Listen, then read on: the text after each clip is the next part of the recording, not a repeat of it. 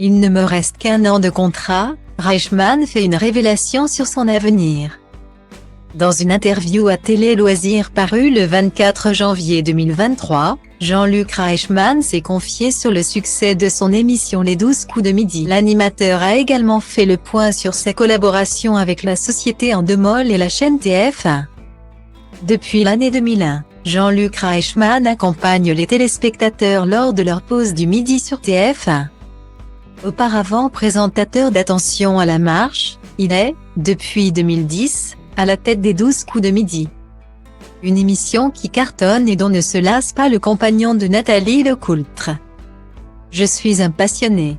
Pour l'instant, je n'ai pas le sentiment de travailler. Quand j'arrive sur un plateau, j'ai envie de faire partager des moments positifs, a-t-il confié à Télé Loisirs. En plateau, l'animateur préféré des Français multiplie ainsi les anecdotes et livre des moments forts en émotion au public.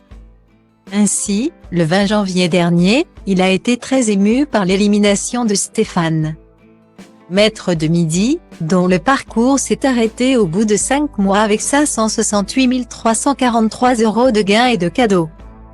Ce sont des moments toujours très délicats pour moi aussi. Sachez que vous avez été un exemple pour tout le monde ouvrier. Je tiens à le dire, vous repartez avec une somme phénoménale, c'est des dizaines d'années de travail pour vous. On ne vous oubliera pas Stéphane, avait déclaré l'animateur lors de ce moment émouvant. Jean-Luc Reichmann arrive à un moment important pour sa carrière. Il ne me reste qu'un an de contrat avec TF1 et Endemol. Nous ferons un point au moment venu, a-t-il ainsi expliqué. Néanmoins, il reste très attaché aux 12 coups de midi. Je trouve ça incroyable que nous fassions plus d'audience que certains prime time, a-t-il noté avant d'expliquer le succès de cette émission. Je pense que cette émission est devenue un repère pour les gens. Elle se veut sérieuse et divertissante. Nous avons créé un rendez-vous mêlant bonne humeur, culture et bienveillance. Nous n'avons jamais menti au public, jamais. Je pense que c'est ce qui les a fidélisés. Le programme lui permet également de faire de belles rencontres et de s'attacher aux candidats. Il a ainsi été très attristé par le départ de Stéphane. C'est un homme entier.